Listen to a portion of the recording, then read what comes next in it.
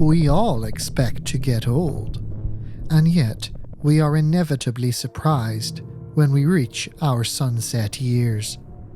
We begin our lives on the ascent to adulthood, where we linger as long as we can, working, reproducing, dreaming. Then we begin to slide downward into senility, another type of childhood. Dependent, independent, and dependent once again. Since the dawn of writing, scholars, alchemists and scientists have made attempts to put the brakes on aging and banish that final spectre of death.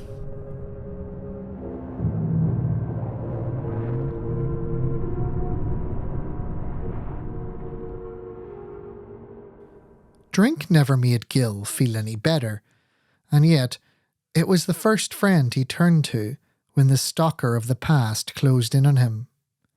No matter how many times it happened, the "maybe it would work this time" frame of mind took over, and he ordered himself a triple vodka and coke. Even greater was the folly when he decided to get a buzz while pitching left and right on a budget cruise liner. Whoever said this would be relaxing deserves to drown, he thought to himself as he sipped his drink. He had left his cabin, fleeing from the oppressive quiet, but now, surrounded by fellow travellers, chatting and milling around the bar, he wished they'd all just shut their mouths. "Isn't it awful? What if it happened to us?" drifted the voice of a merry lady sitting nearby. "I know, Wilma.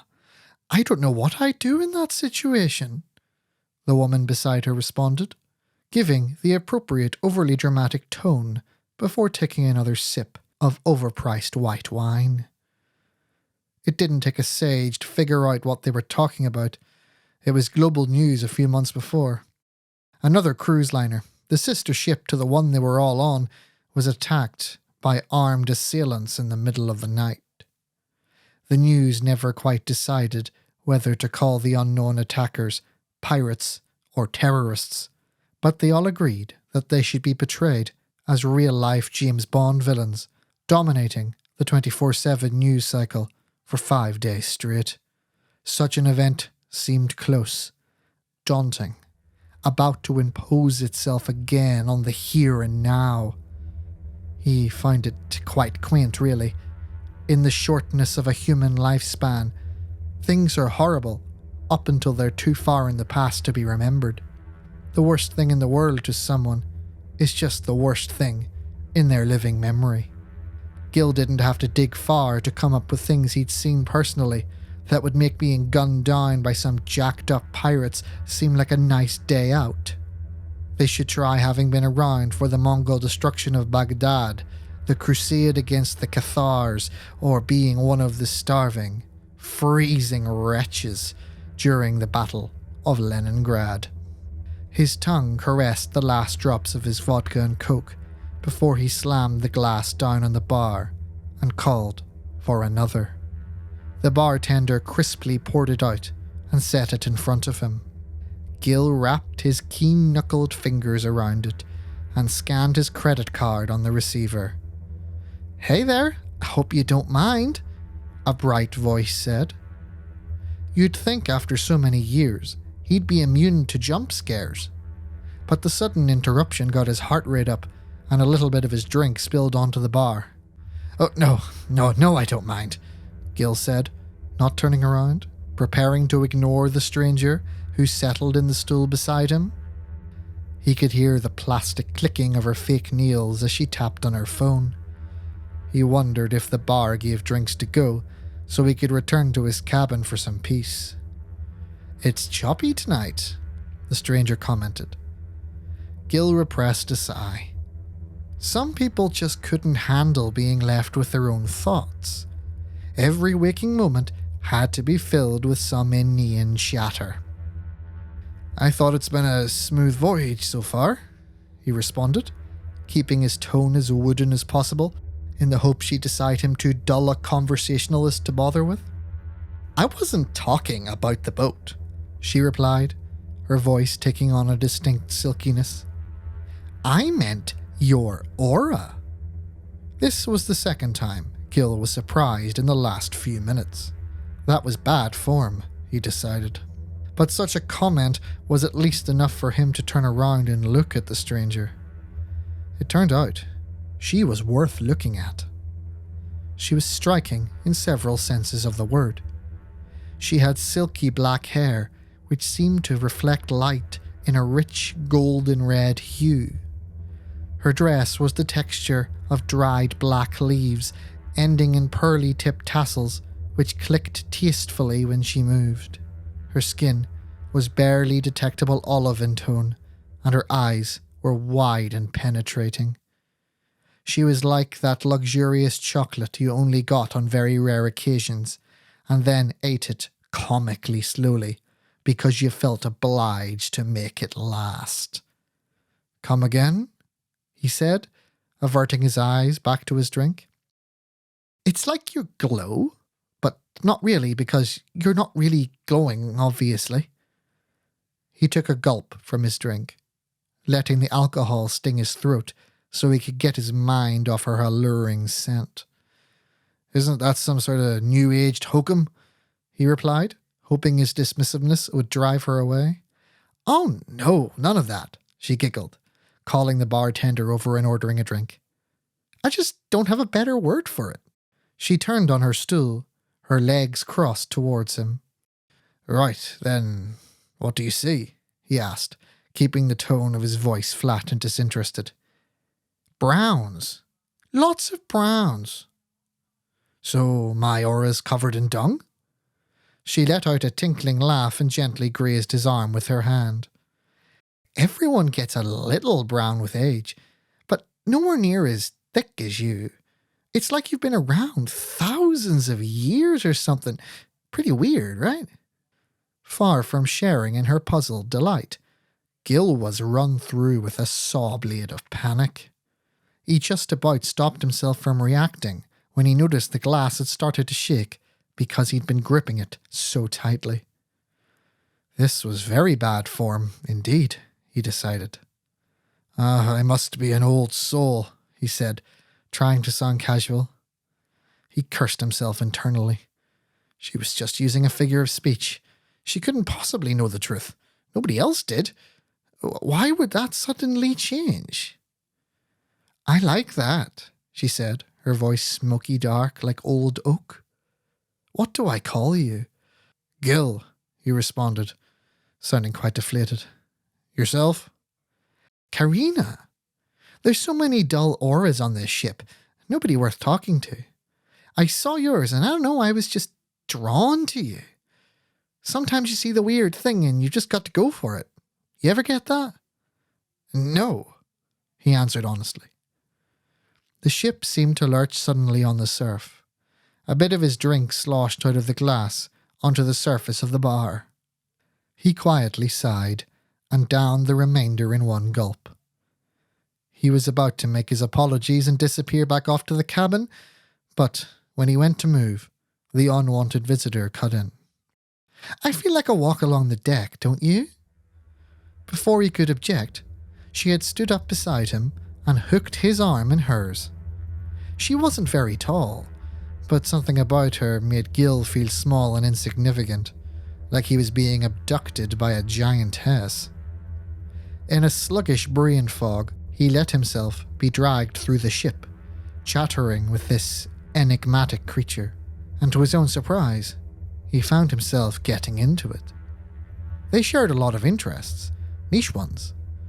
She had opinions on Gothic architecture and the best way to build a terrarium for your pet lizard or snake.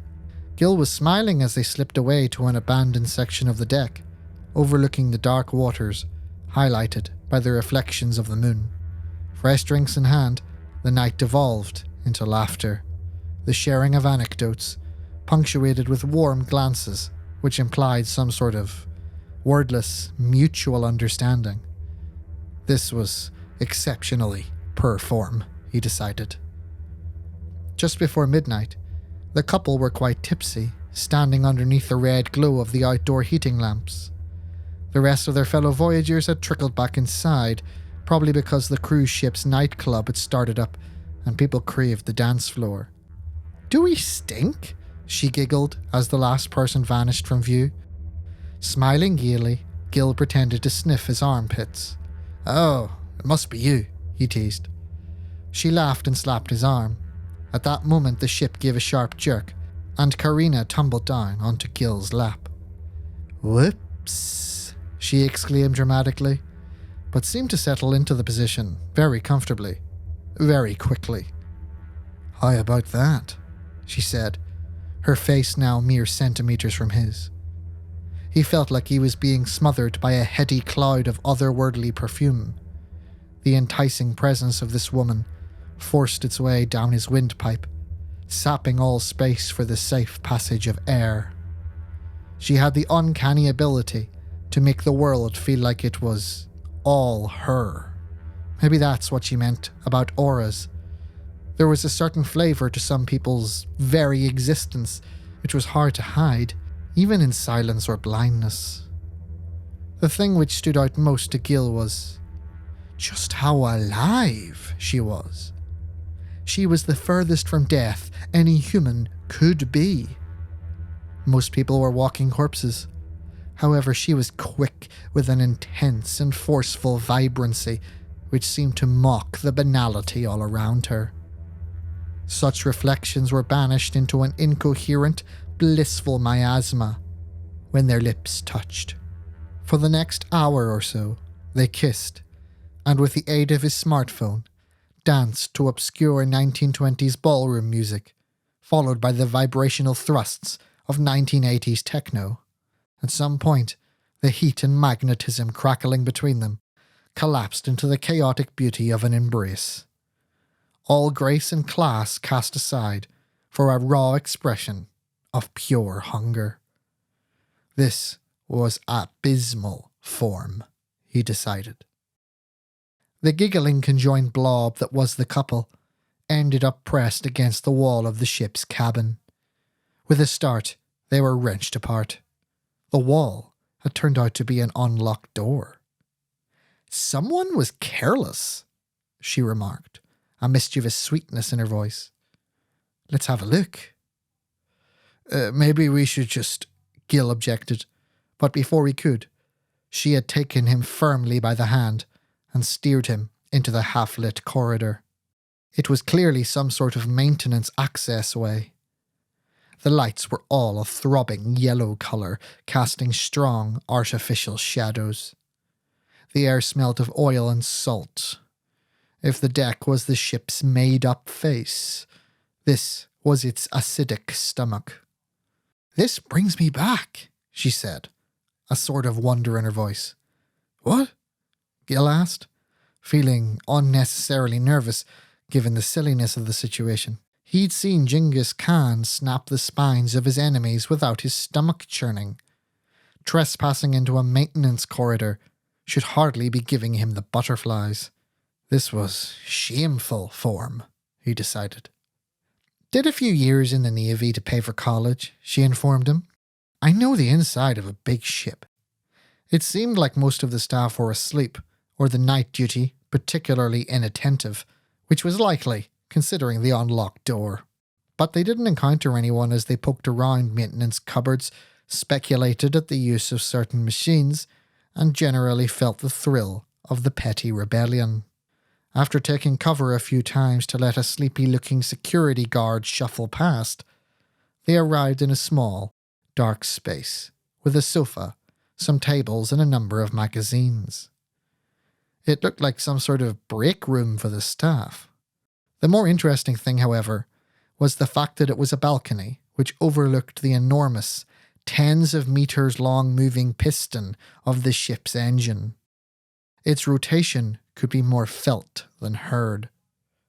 Great gut-shaking vibrations reached out to warn those around that it could crush you into a mulch should you get too close. "Whoa," she gasped. "What a beast!" "Keep your voice down," Gil interjected. "There's people down there." "No way they can hear us with that so close to them," She went over and closed the door of the balcony and slid the sliding lock into place. "What are you doing?" he hissed. "Getting some privacy." Then she pushed him over to the sofa in the corner and straddled him. "Don't want any interruptions." The engine purred like a metal tiger, each rotation rising and falling. It fought the never-ending energy of the ocean with the great and yet temporal and feeble creations of humanity. Great clanks were heard every time a rod went into a socket and out again, over and over, getting faster and then slower, depending on the strength of the ocean currents the ship was facing. All the while the propeller caressed the water with a forceful intimacy, both at one with and at war against the untamed seas. But unlike the never-ending struggle of steel against wave, human beings, like their very lives, were limited in scope, and their activities would come to an end. So with a warm, full comfort, Karina and Gil reclined on the sofa, in the shadows, in the bowels of the ship. "You were in the Navy, you said?" Gil asked, feeling still at heart. This was truly monstrous form, he decided. Karina lifted her head from his shoulder and looked at him with those sparkling, vivid eyes. "Easiest way to get free college," she shrugged. "It's common in the States." "What did you want to be then?" he asked, breathing in her scent like the gods sniffed the aroma of animal sacrifice. "A mythologist," she said. She almost seemed a little embarrassed. "Huh?" "I love stories, but unlike the rest of the kids I grew up with, I never stopped. I especially love old stories." "You like things like the Iliad?" No. That's way too mainstream. I like to go to places to find stories that nobody's heard before.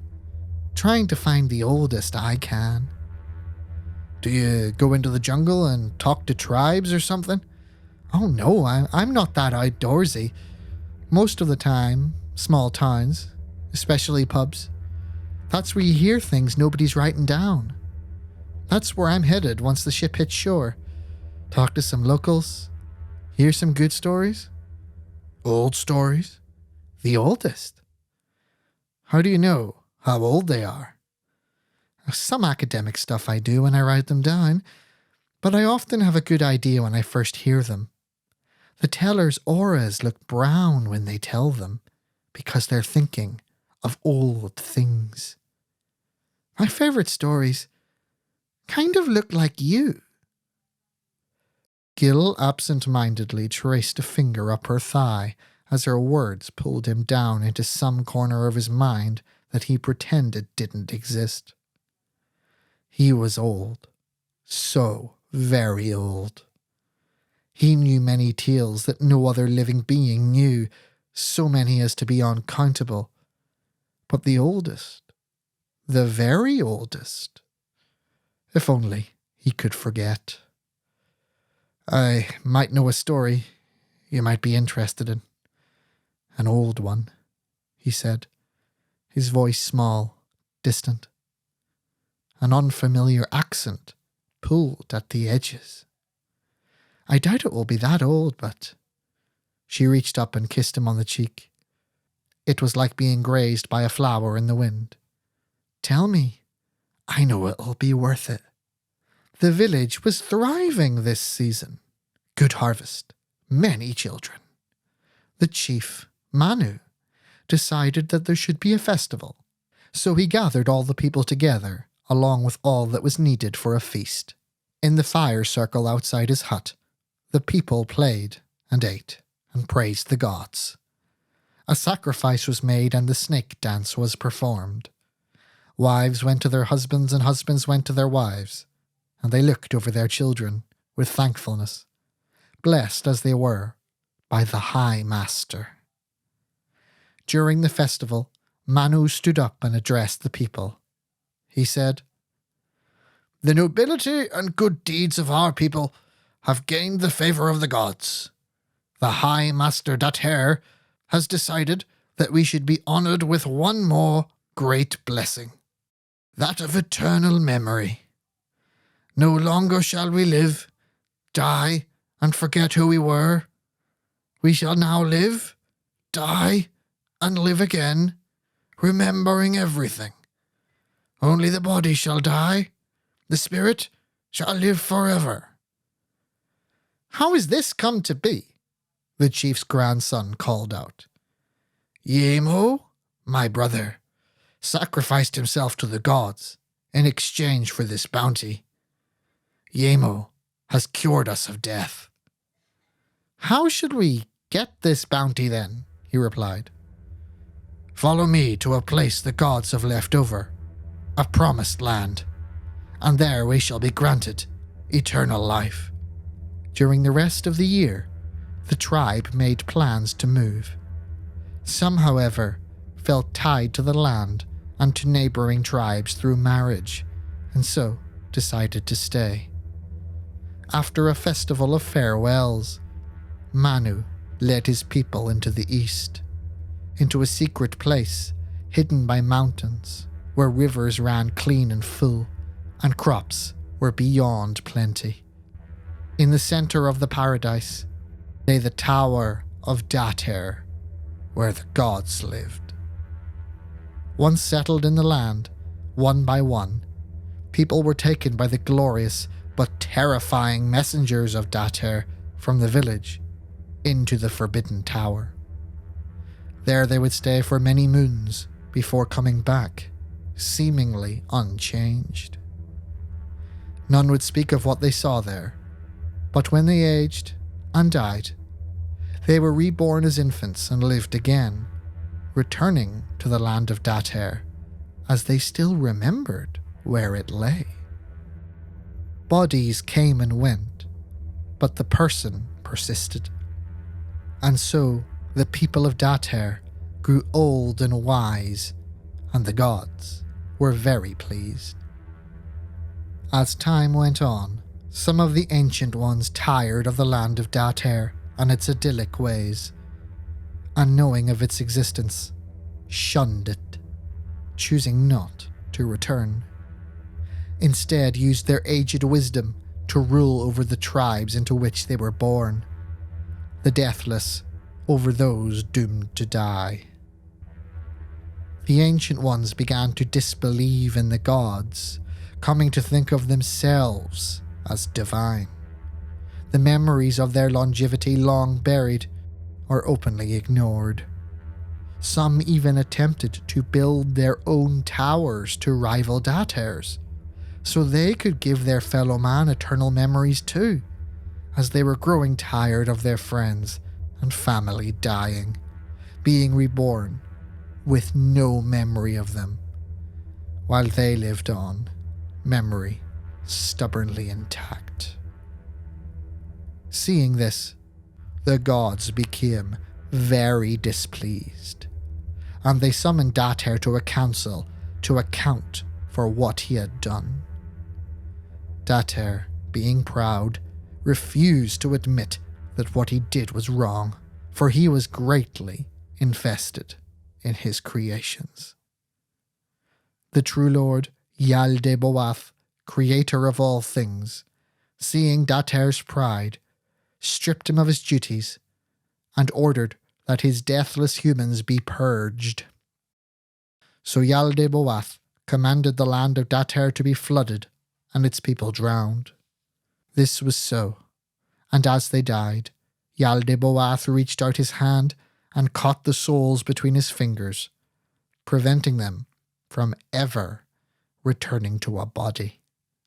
Servants of Yaldabaoth were then dispatched to eliminate whatever scatterings of the deathless ones remained, and to all the world, the immortals were gone, then forgotten. This genocide was not complete, however, as beyond the sight of the gods, Dater, in his grief, went and stood at the edge of the land he had built. He wept as he beheld that it was now an inland sea. Then he noticed that floating on the felled trunk of a tree was the grandson of Manu, the tribal chief. With a flash of light, he summoned the boy to him and brought him away to a quiet place. There he nursed him back to health and told them that if the god should ever learn of his existence, his soul would be in jeopardy. He taught him many things, including ways to remain hidden from spies of the divine. When he was satisfied the boy was ready, he struck him down dead with his light and hoped that he would never hear from him again after reincarnation, for his own sake. Gil stopped talking. He felt somehow far away and alone. This was unforgivably awful form, he decided. He was interrupted, however, by Karina moving her hands just over the surface of his skin. "Your aura," she breathed, her voice shaking with astonishment. "I've never seen anything so old, so dark.